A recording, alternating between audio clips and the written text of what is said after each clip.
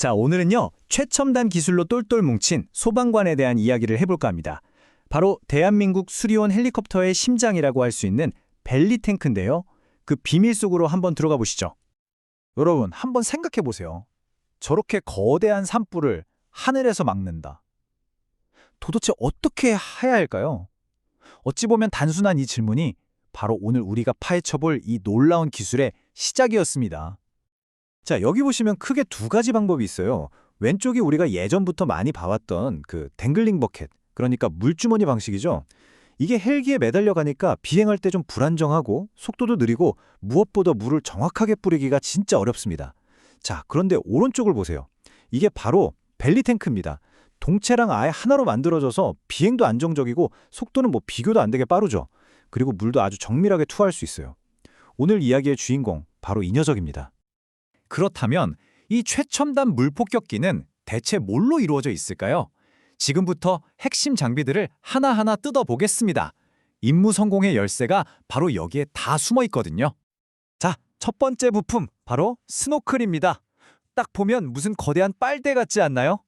헬리콥터가 물 위에서 제자리 비행, 그러니까 호버링을 하는 동안 수천 미터의 물을 단숨에 쫙 빨아들이는 아주 강력한 펌프가 달린 튜브입니다. 물을 확보하는 가장 첫 번째 단계라고 할 수 있죠. 다음은 드롭 게이트, 우리말로 하면 방수문입니다. 조종사가 조종석에서 이 문을 열고 닫으면서 물의 양이나 뿌리는 패턴을 아주 정밀하게 제어하는 거예요. 뭐랄까, 저격수가 목표물을 향해 방아쇠를 당기는 것 같은 그런 아주 핵심적인 장치라고 보시면 됩니다. 그리고 약제 탱크라는 것도 있어요. 이건 따로 분리된 좀 작은 통인데 여기에는 특수한 소화약제가 들어있습니다. 이걸 물에 섞어서 뿌리면 진화 효과가 어마어마하게 좋아지거든요. 물이 다 증발하고 나서도 불씨가 다시 살아나는 걸 막아주는 아주 중요한 역할을 합니다. 자, 그럼 이제 실제 임무 상황으로 한번 들어가 볼까요? 속도랑 정밀함, 이 두 가지가 동시에 요구되는 정말 아슬아슬하고 위험천만한 물 채우기 작전입니다. 조종사의 움직임은 아주 정교하게 딱 3단계로 이루어져요. 먼저 수심이 최소 0.5m는 되는 물을 퍼담기 좋은 곳을 찾아내고요. 그 다음엔 바람을 마주보는 방향으로 접근해서 기체를 안정적으로 딱 고정시킵니다. 그리고 마지막 순간 스노클을 물에 담그고 강력한 펌프 스위치를 올리는 거죠. 이렇게 해서 탱크에 채워지는 물의 양이 이게 무려 2,000m가 넘습니다. 이게 어느 정도냐면요.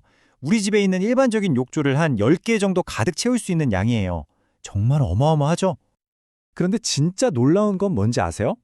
이 2,000리터가 넘는 물을 채우는데 걸리는 시간이 딱 60초. 네, 1분밖에 안 걸린다는 겁니다. 말 그대로 눈 깜짝할 사이에 거대한 물폭탄이 장전되는 거죠. 정말 믿기 힘든 속도 아닌가요? 하지만 이 과정이 결코 쉬운 건 아닙니다. 굉장히 위험해요.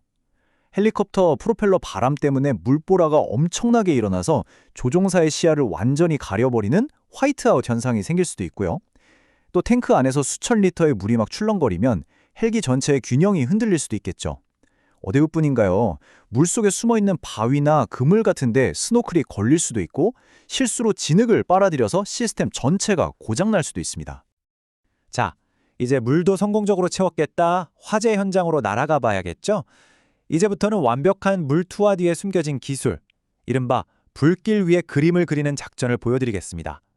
물을 뿌리는 전략은 크게 두 가지로 나눌 수 있습니다. 첫 번째는 풀덤프. 말 그대로 모든 방수문을 한 번에 확 열어서 마치 물폭탄을 떨어뜨리듯 가장 거센 불길의 중심부를 직접 타격하는 방식이에요. 반면에 라인드롭이라는 것도 있는데요. 이건 방수문을 아주 정교하게 조절해서 길고 촘촘하게 마치 선을 긋듯이 물을 뿌려서 방화선을 만드는 겁니다. 불이 더 번지지 못하게 막는 거죠. 바로 이 지점에서 이 모든 걸 가능하게 하는 핵심 기술이 등장합니다. Vflow 시스템인데요.